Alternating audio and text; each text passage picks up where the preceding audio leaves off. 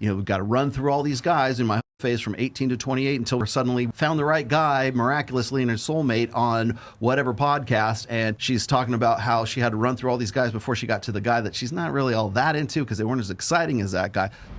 Everybody's going to want to pay attention to this one. Hold on to your butts. Hold on to your dicks here. Honestly, I think that selling your body, if we're going by that definition, being in the army is worse than being on OnlyFans. Wow. You're selling your body to the government.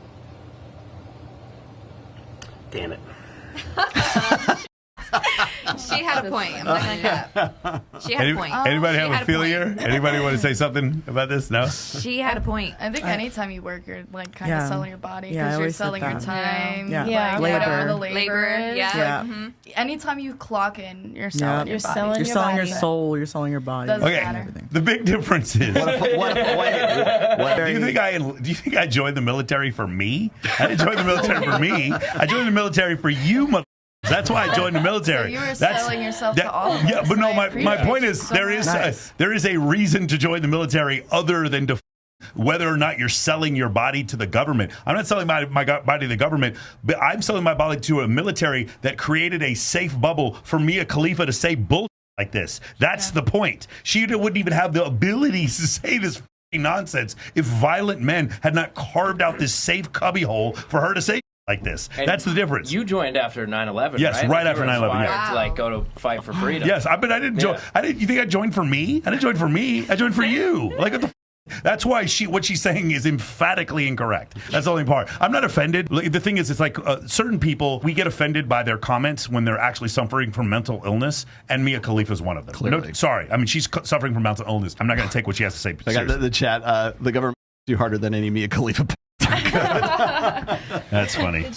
The dating advice for gurus online seems to boil down to just be successful, bro. Given that women rate 80% of men as physically unattractive and 50% of men are below average intelligence, what's the advice for those 40% of men? The bar is set unbelievably low. Like the average American man is obese, divorced, and with less than 1K in the bank. I think that the internet over-indexes on objective metrics of success and doesn't account for what happens in person. You will see regularly people and guys that are charismatic, funny, sexy in person, batting way outside of their league if you were to just look at them from an online perspective. Basically, I would say don't overthink what the internet says. Dude, if you go to the gym 3 times a week for a year, you're probably in the top percentile of all fitness people on the planet. If you spend $300 on a relatively okay wardrobe, you're probably better dressed than most of the guys that you're going to walk past. Just try a bit and you will already be probably a 6 or a 7 out of 10. I'm curious, what do you think about this? Do you think guys need to try harder? Because I put this one in here because we've been joking about this the whole show, which is like, well,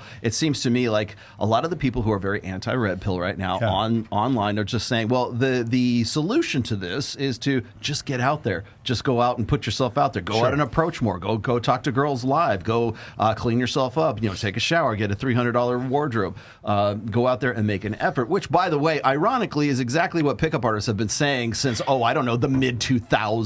Yeah. So suddenly all this anti-red pill stuff comes full circle, and now we're back to where we were. I wanted to pose the question to you guys is, do you think that guys just need to actually get out there and make approaches and try harder, and that would in some way, I guess, ameliorate the 40% of guys who are actually, still single and sexless? Do you think that is it better for them to do something like that?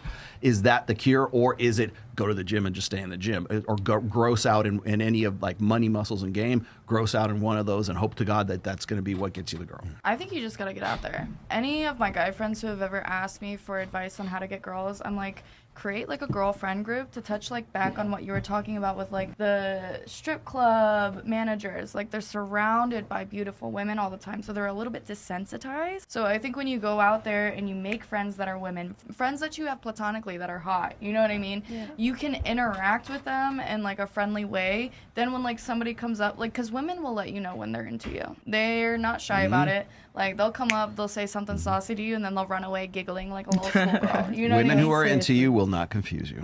Exactly. You know what I mean? So I think just like going out and like having more interactions, it's kind of like the numbers game. You know what I mean? Like if you interact with 100 women, what's the percentage of like say like only 5% of the women you talk to will actually want to have sex with you. Like I'm just throwing out random ass numbers here. There's like nothing backing this. But if that is the percentage of women that want to sleep with you, if you talk to 100 women, then you have 5 women that want to sleep with you, versus if you talk to 10 women, you might have 0. You know what I mean? So it's like a bell curve, just going out there, being social, interacting, learning how to have healthy, positive interactions. I think that's what. So this is a discussion that happens all the time, and Destiny was the one who talked about this. If you just go out more, you're more likely to have more sex, and I don't disagree with that concept, but I disagree to the level to which that counts against, like, say, having status or being good looking, being wealthy, having charisma, having pre-selection, mate choice copying, other people finding you attractive, all these other different things, having high status. And the reality is, let's just take 2 different people.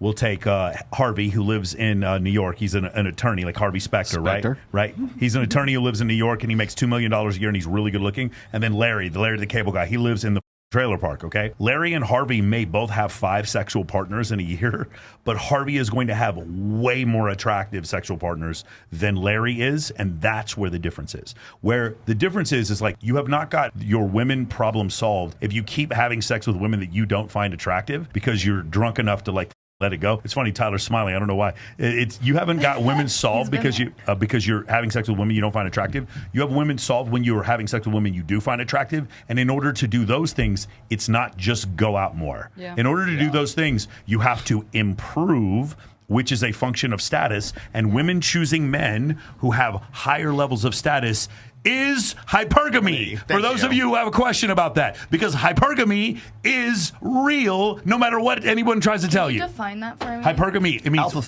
beta bucks. Hypergamy, in the Oxford definition, it has to do with women choosing men who are at a higher socioeconomic education and income level. That's what it means. Okay. But we hear that's the expanded definition. That's the denotative version of it. The connotative from the rational male has to do with everything from height, all these different type of things. Sex, arousal, attraction. Yes. Simplify it as alpha beta bucks or alpha seed beta need, meaning that women have dualistic mating strategy, which is they're looking for a guy who has protection, provisioning, and parental investment, the good guy, the good dad, right? The guy who's going to be there for the long term, the guy you want to marry, and the guy you want to the guy who's the alpha, who's the bad boy. We were just talking about this just not too long ago. There's the boy, there's the guy who's, we've got to run through all these guys in my phase from 18 to 28 until we get to where suddenly we're found the right guy miraculously and a soulmate on whatever podcast, and she's talking about how she had to run through all these guys before she got to the guy that she's not really all that into because they weren't as exciting as that guy. That's the dual side of it. So there's the alpha side, the arousal, the visceral, I want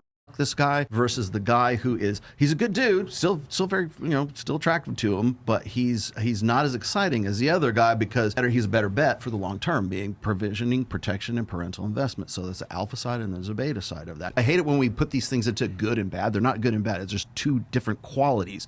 There's the guy who's the dad and there's the guy who's the cad.